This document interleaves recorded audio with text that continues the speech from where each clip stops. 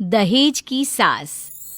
सास को साथ लेकर भला कौन सी बीवी आती है भाई, लेकिन रीतू वो तो अलग ही थी। अरे माँ, माँ कहाँ हो? सासू माँ आराम कर रही होंगी। वैसे तुम इतनी देर तक क्यों सो रही हो? क्यों, क्या हो गया? कोई काम है क्या? घर का काम नहीं है? माँ सुबह उठकर घर का सारा काम, नाश्ता, सफाई करती है गांव में। बेटा, हम लोगों के घर भी सुबह से ही घर की महिलाएं सारा काम करती है, इसीलिए तो मैं आई हूँ अपनी बेटी के साथ। वो क्या है ना, राजकुमारी की तरह पाला है हम लोगों ने उसे, तो जब तक उसे सारा काम करना नहीं आ जाता मैं साथ ही रहूंगी। ये कैसी बात है? अरे क्या हो गया?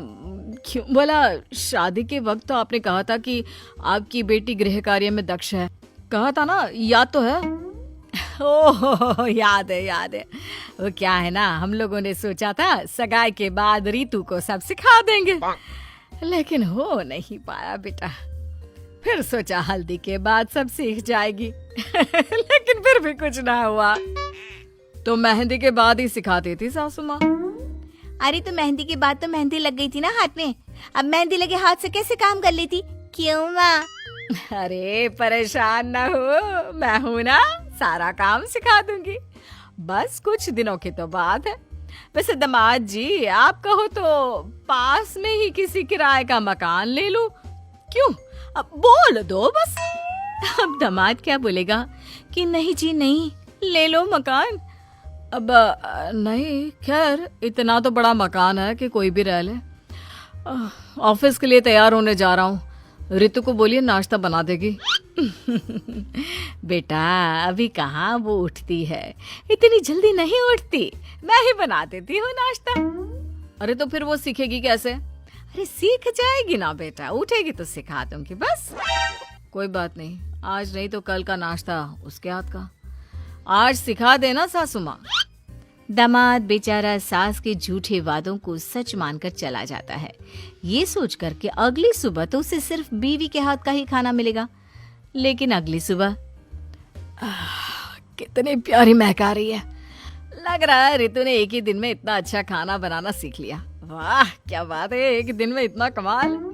तभी सास की आवाज आती है, अरे दामाद जी नाश्ता कर लो, और ये चाय जरा रितु को कमरे में दे देना वो चाय के बिना उठेगी नहीं। हे भगवान, सारे सपने चूर चूर हो गए। एक तो सास की नजर मयंक की हर चीज पर रहती। क्या बेटा, ये ब्रांडेड कपड़ों पर कितने पैसे बर्बाद करते हो?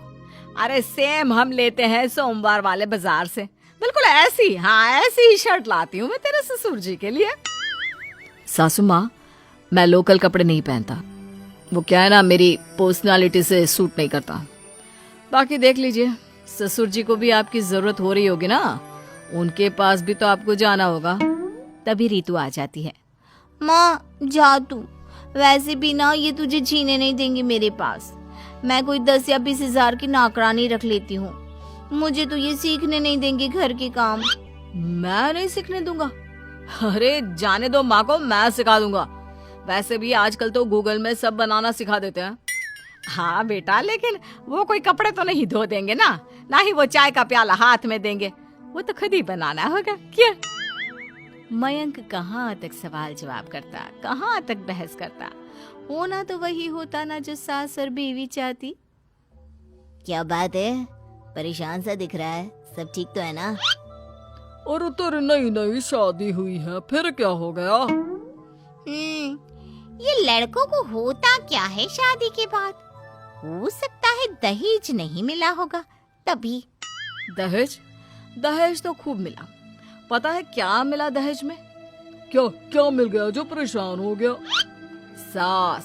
सास आई है मेरी बीवी के साथ। वो क्या है ना, बीवी को राजकुमारी की तरह पाला है उन्होंने, तो उससे कोई काम आता नहीं, फिर काम कौन करेगा? इसीलिए मेरी सास आई है। ओए तेरी सास, वो भी दहेज में? किसने मांगी? अरे भाई महीने भर के लिए टिफिन लगा लेता, सास को रखने की क्या जरूरत है? अरे मैं क्यों रखूंगा उसे, वो आ ही गई, अब जा नहीं रही। बीवी को बोलो तो कहती है कि 10 से 20 हजार रुपए की नौकरानी रख लो। अब बोलो। तो ये है समस्या। भाभी जी को घर का काम आता नहीं तो माँ को रख लिया। वाह, ये तो कोई बात नहीं हुई, लेकिन सबक तो सिखाना ही होगा। अब कब तक रहेगी माँ साथ? अरे लेकिन कैसे? तुम्हारे पास कोई उपाय हो तो बताओ। सोचने दो। फिर थोड़ी देर बाद, हाँ, आइडिया। लड़की मयंक को न जाने क्या कहती है। मयंक खुश हो जाता है। अगले रोज घर पर, कल मेरे अमेरिका वाले चाचा चाची आ रहे हैं 10 दिन के लिए। वो क्या ना, पापा मम्मी चाहते हैं कि मैं खुश रहूं, इसलिए वो चाचा जी को भेज रहे हैं। उन्हें लगेगा कि रितु एक अच्छी बीवी है तो वो सारी प्रॉपर्टी मेरे नाम कर देंगे, नहीं तो यहीं इसी घर में सारी जिंदगी रहना पड़ेगा। सारी प्रॉपर्टी?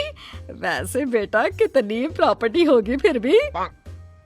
यही कोई 100-200 करोड़ की। वैसे मैं ना मना कर देता हूँ, उन्हें आने से क्या फायदा, क्योंकि रितु तो मेरे ऑफिस जाने के बाद उठती है। तो चाचा जी को 10 दिन में क्या परफेक्ट बीवी और बहू बनकर दिखाएगी। अरे 100-200 करोड़ के लिए रितु तो क्या, रितु का पूरा खानदान लायक बन जाएगा। रुक बेटा, कल से मैं मेहनत करती हूँ। अगले दिन चाचा जी के सामने रितु सर पर पल्लू रख कर आती है। ये चाय ले लीजिए। ए जी, मयंक जी, आपका नाश्ता बन गया है। वॉशरूम में गर्म पानी रखकर आपके ऑफिस के कपड़े भी निकाल दिए हैं। मयंक को तो लगता है कि वो कोई सपना ही देख रहा है। नहीं, ओके ना, मैं निकाल लेता कपड़े। कैसी बात कर रहे हो जी? सारा दिन ऑफिस में काम करते हो हम लोगों के लिए, और घर पर भी काम? ना जी ना। वाह, बहू तो बहुत ही संस्कारी है, लेकिन आज तो पहला ही दिन है। रहिए ना चाचा जी, मैं तो बस ऐसी ही हूँ। आपका घर है, जितनी मर्जी उतने दिन रहिए। बस फिर क्या था, 1 दिन, 2 दिन, 8 दिन, 10 दिन। बेटा मैं तो चली अब घर, तू तो सारा काम बहुत अच्छे से कर रही है।